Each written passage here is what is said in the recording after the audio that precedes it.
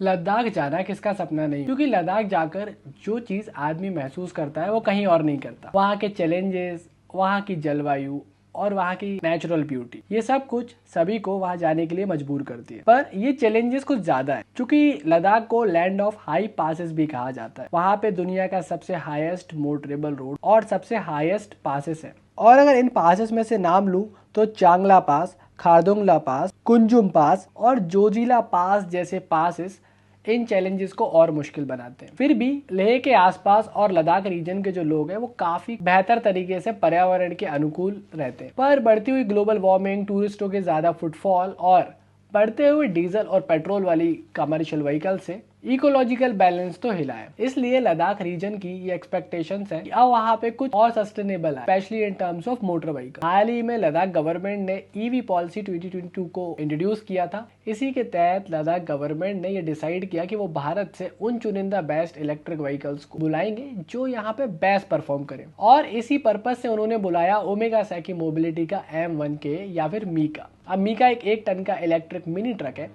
और ये 100% ईवी होने के साथ साथ अपने साथ बहुत सारी स्पेशलिटीज लेके आता है। इन स्पेशलिटीज में इसके बड़े टायर, हायर ग्रेडेबिलिटी यानी कि चढ़ाई चढ़ने की बेजोड़ क्षमता और एक बहुत ही ज्यादा कंफर्टेबल केबिन जिसमें एयर कंडीशनिंग के साथ में हीटर भी आता है। इन सब स्पेशलिटी को देखते हुए लद्दाख गवर्नमेंट ने लेह टाउन के अंदर मीका को लगभग 1 महीने तक अलग अलग पेलोड्स पे टेस्ट किया। इन अलग अलग पेलोड्स के टेस्ट के बाद मीका को 100% मार्क्स के साथ में पास किया गया और हम हिस्सा बने मीका के उस 1 महीने के टेस्ट के कुछ दिनों का, जिसमें हमने मीका के साथ कुछ वक्त गुजारा और जाना कि क्या ये मीका वाकई उतना कैपेबल है कि लेह जैसे रीजन में जहाँ पे साल में आधे वक्त बर्फ जमे होती है, चैलेंजेस बहुत ज़्यादा होते हैं, क्या ये परफॉर्म कर पाएगी और चल पाएगी। तो चलिए पहले गाड़ी के आसपास घूम के देख लेते हैं और फिर आपको बता दें कि क्या है पूरी कहानी मीका की लेह के अंदर।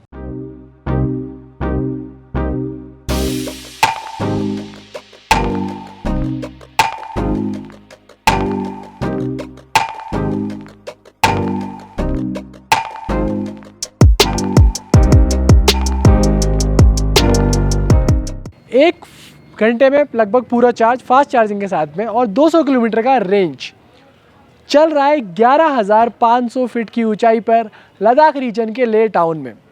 लोड लेके जाता है 1 टन का, नाम है मीका M1 या फिर उसको आप कहोगे M1K। और कमाल की बात पता है क्या है इसके बारे में? कमाल की बात यह है कि ये जिस तरह से इंटीग्रेट किया गया है, वो अंदर केबिन देख के हिल जाओगे। फिर जिस तरह के रीजन में ये चल रहा है, मतलब जहाँ कोई और आईसी इंजन वाली गाड़ियाँ टेस्ट नहीं हो पाती है, वहाँ बिल्कुल बेधड़क चल रहा है और बहुत अच्छी रेंज निकाल के दे रहा है। फास्ट चार्जिंग के साथ में बहुत ही कंप्लीट सोल्यूशन सा दिख रहा है। बात इस सिर्फ मीका की नहीं करेंगे, M1K की नहीं करेंगे, ओमेगा सैकी मोबिलिटी के घर से आने वाली इस गाड़ी की नहीं करेंगे, बात इस रीजन की भी करेंगे जहाँ ये चल रहा है और इसने अपना लोहा मनवाया है।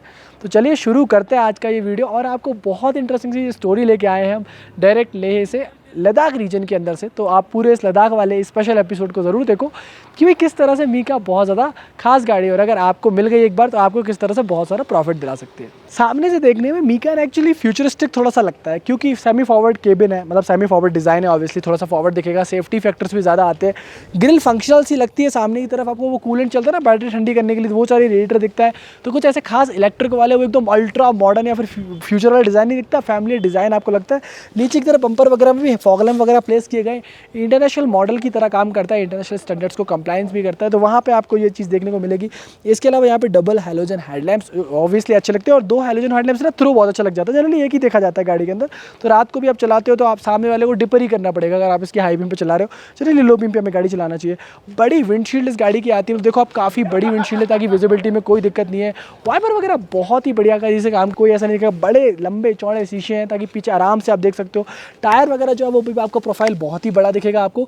और स्पेशली ना इन सेगमेंट में ईवीज़ में थोड़े से टायर्स को अलग प्रोफाइल पर लगाया जाता है कि बेटर माइलेज निकाली जा सके, तो वो आपको यहाँ भी ट्रू दिखेगा। और अगर इस टायर की हम साइज़ की बात करें तो 185R ये 14 का टायर है। अब 14 इंच में ना 165 भी आता है, 170 भी आता है, पर ये 185 सेक्शन का टायर है तो वो उससे चौड़ाई बहुत बढ़ती है। जैसे कि जैसे अब मान लो लेह में ही चल रहे हैं तो कोई ऊबड़ खाबड़ सड़क है तो गाड़ी स्टेबल बहुत रहती है। पीछे की तरफ आपको ऑब्वियसली कमानियाँ देखने को मिलती है ताकि एक टन वाली गाड़ी है, लोडिंग वाली है। और यहाँ पे आपको मीका का स्टिकर दिखेगा मिलेगा। ये अच्छा लगता है थोड़ा सा। डोर्स विंडोज़ वगैरह दोनों ही चीज़ें बड़ी हैं। अगर डोर्स की बात करोगे तो डोर्स भी ओवरऑल बड़े हैं और विंडोज़ तो बड़ी हैं ही, ताकि आपको एयर ही फील हो अगर अंदर 2 लोग बैठ के जा रहे हैं तो आराम से जाए। पीछे की तरफ डाला एक्चुअली लंबा है और इसमें 1 टन तक का लोड आप आराम से डाल सकते हो, मल्टीपल लोड डाल सकते हो। और लंबाई होने के कारण लगभग 9 फीट के आसपास, 8.5 फीट के आसपास लंबाई होने के कारण आप इसमें काफ़ी सारे वर्सटाइल लोड डाल सकते हो। फिलहाल अगर नीचे की तरफ से हम बात करें तो यहाँ पे चैसी आपको बहुत ही बढ़िया दिखेगी और नीचे अंडर बॉडी पूरी चैसी में आपको एक बड़ी बैटरी देखने को मिलती है।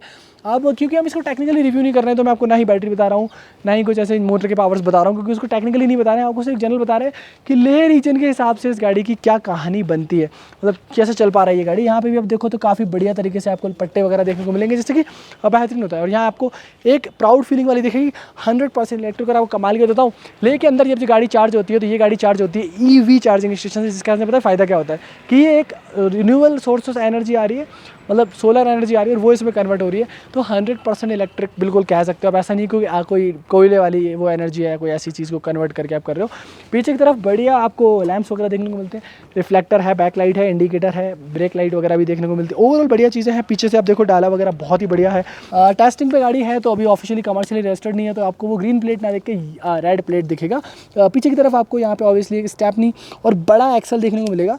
ये एक्सल एक्चुअली 1 टन से काफ़ी प्लस भी ले जाए तो इसको कोई फ़र्क नहीं पड़ता। ड्राइव एक्सल है, मोटर उसके पास में है, डिफरेंशियल जैसी कुछ चीज़ें उसमें छोटी मोटी आती हैं, जिस कारण से गाड़ी बेटर अपना जो है वो पावर पिकअप बना सकती है। स्टैंडर्ड स्टॉप में भी अच्छे से जा सकती है अगर आपने गाड़ी रोक ली बीच में। और ऑटोमेटिक होती है गाड़ी, अब कोई गियर नहीं है तो आपको ऐसा नहीं है कि पहले दूसरे गियर में, शुरू से ही आपको मैक्सिमम टॉर्क, एक हाई एंड टॉर्क और बढ़िया बूस्ट देखने को मिलता है, वो चीज़ें। और यहाँ भी आपको वही टायर देखने को मिलेगा। ओवरऑल ड्रॉप साइड टैग मिलती है, मतलब आप चारों तरफ से लोड गिरा सकते हो जिधर से भी आपका मन करे। चार्जर मिलता है इसमें, फास्ट और स्लो दोनों चार्जिंग ऑप्शन मिल जाते हैं। फास्ट चार्जिंग से 1 घंटे में चार्ज हो जाती है और अगर आपको अच्छा खासा मतलब वोल्टेज मिल रहा है, और बाकी अब स्लो चार्जर से तो लगभग आप मान लो 4 घंटे के अंदर गाड़ी को चार्ज कर सकते हो। आओ केबिन दिखा देते हैं आपको, क्योंकि वो सबसे ज़्यादा ज़रूरी है और वही इस गाड़ी की सबसे बड़ी हाईलाइट भी है।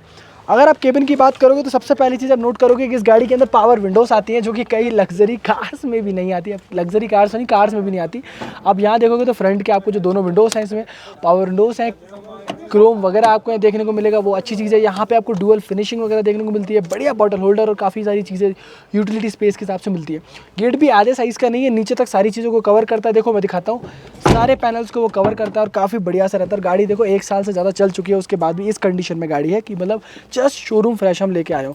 ऑब्वियसली इसमें भी की होता है। और स्टीयरिंग चूँकि इलेक्ट्रिक है तो वो आपको पूरा का पूरा जो है वो पावर स्टीयरिंग मिलेगा, which is like really nice. इसके अलावा आप यहाँ पे देखोगे तो चाबी ऑब्वियसली ऑन ऑफ इग्निशन के लिए मिलती है।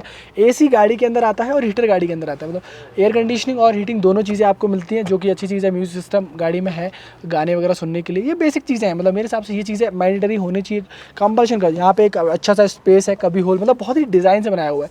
उस तरफ भी अगर नीचे देखोगे आपको जगह मिलेगी, कभी होल मिलेगा। ऊपर भी आपको एक स्पेस मिलता है सामान रखने के लिए। ऊपर डैशबोर्ड वगैरह बहुत अच्छा मिलता है।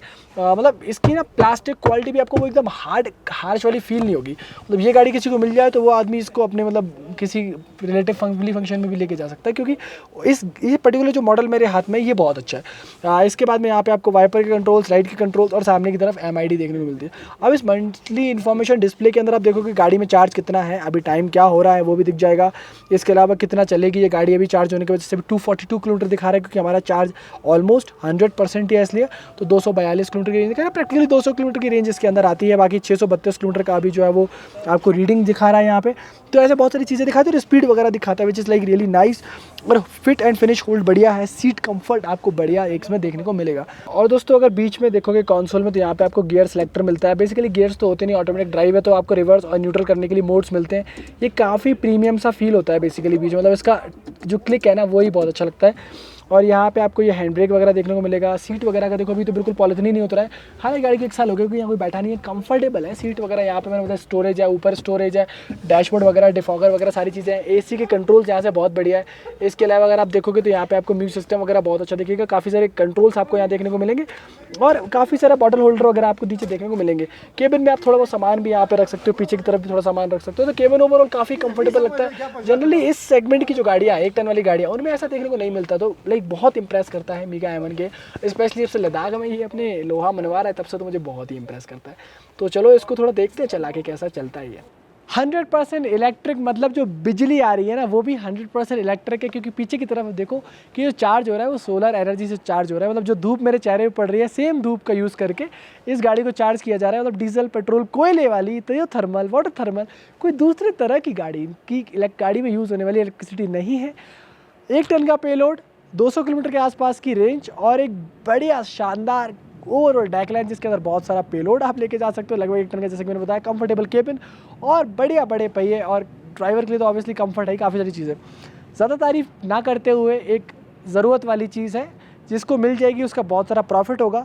अगर लद्दाख जैसे रीजन में, लेह टाउन के अंदर ये गाड़ी बहुत अच्छे से चल रही है, बहुत प्यार से चल रही है और 100% इलेक्ट्रिक होने का अपना जो लोहा है वो मनवा रही है, तो ये गाड़ी बहुत बढ़िया है। बेसिकली हमने स्टोरी आपको और ही बताया लेह टाउन के बारे में, तो उम्मीद कर रहे हैं लेह टाउन की स्टोरी भी आपको पसंद आई होगी। कैसी ज्योग्राफिकल कंडीशंस हैं, कैसे 11,500 फीट पे लोग रहते हैं और किस तरह से यहाँ पे लो ऑक्सीजन के अंदर सर्वाइव करना भी अलग तरीके का एक चैलेंज है। उस चैलेंज के अंदर अगर मीका चल रही है तो भाई मीका अच्छी चल रही है। तो ये कुछ था हमारे लद्दाख आने का रीज़न। वैसे तो हमने काफ़ी सारी ईवीज को टेस्ट होते देखा है, पर मीका का टेस्ट कुछ खास था, क्योंकि ये एक 11,500 फुट की ऊंचाई पे बसे हुए लद्दाख रीजन के लेह टाउन में चली। इस टाउन के बारे में जहाँ लगभग साल में 4 से 5 महीने बर्फ पड़ती है और जनजीवन अस्त व्यस्त रहता है, वहाँ आसानी से ग्रेड्स को नेगोशिएट करना, अपने कंफर्टेबल केबिन से ड्राइवर को फटीग फ्री रखना और 1 टन तक के पेलोड को आराम से ले जाना, साथ में 100% electric EV solar charging station से खुद को चार्ज करना, यानी कि 100% रिन्यूएबल एनर्जी हमें इम्प्रेस करती है। और हम तारीफ करते हैं लेह की ईवी पॉलिसी 2022 की, और उम्मीद करते हैं कि इस तरह की और व्हीकल्स लेह में देखने को मिलेंगी, जिस कारण से ना सिर्फ इकोलॉजिकल बैलेंस बेहतर होगा, बल्कि ग्लोबल वार्मिंग को कम करने में और लेह जैसे टाउन को उसके मूलभूत स्वरूप में देखने में हमें मदद मिलेगी, जिससे कि आने वाले कई दशकों तक हम लोग कुदरत के दिए हुए बेहद खूबसूरत लैंडस्केप का मजा ले सके। अगर आपको ऐसी और इंटरेस्टिंग सी स्टोरीज में और इंटरेस्ट है तो आप बिल्कुल चैनल को सब्सक्राइब कर सकते हो, आप वीडियो को शेयर कर सकते हो ताकि और भी लोगों को पता चले मीका के बारे में। फिलहाल के लिए हमारी तरफ से इस वीडियो में इतना ही। उम्मीद करना वीडियो पसंद आएगा, पसंद आए तो लाइक शेयर सब्सक्राइब करके जाओ। मैं मिलूंगा आपसे बहुत जल्द ऐसी किसी वीडियो में, तब तक के लिए नमस्कार, जय हिंद, वंदे मातरम।